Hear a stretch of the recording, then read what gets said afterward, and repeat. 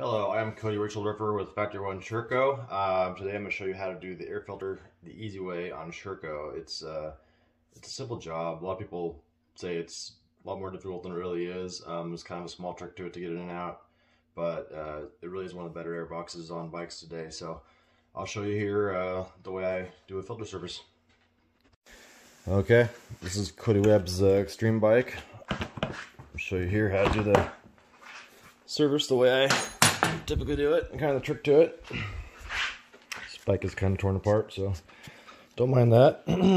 So first thing, obviously, unscrew the filter screw all the way out, and then I go ahead and just remove the screw. Tilt the filter up a little bit to get room, and just go ahead and pull the screw all the way out. Makes it easier. Set that out of the way. Now the easy way I found to do this is if you turn this filter about a quarter of a turn and then just a little bit of an angle, and it comes right out. Okay, I'm going to go ahead and swap the filters over. I don't think you need to see that part.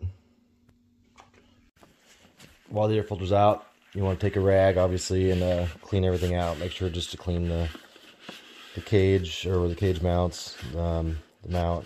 Make sure there's no dust in the intake. The edge of the subframe rails, it's a good idea to just wipe them down. Make sure you don't get dust in the air boot. This looks all good, so I'll go ahead and put the new filter in. Okay, filter's on. Kind of goes without saying, obviously, all the posts, and you go through the holes. Make sure it's all oiled, and even behind the grommet, it's all oiled properly. No dry spots in it, inside or out. Also, depending on what kind of oil you use, they usually have an alcohol carrier that needs to evaporate for a bit before you start the bike. The bike won't want to start. So usually let it sit for 10 minutes or so. Come around to the bike, you can kind of see it'll sit a certain way. If there's writing on the filter, writing's usually upright, like twin air, funnel web. The posts go on the bottom. So to get it in there, easiest way, again, I do it diagonally, quarter turn, usually use two hands.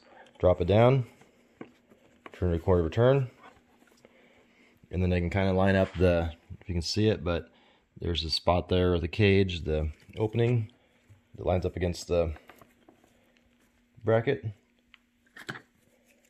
Take the screw, you got to tilt up a little bit, install the screw, and then while you push the screw in, you turn it. And it should grab the nut. You'll feel it. Once it's installed, make sure it's good and tight. Check the bottom with your hand, and you're ready to roll.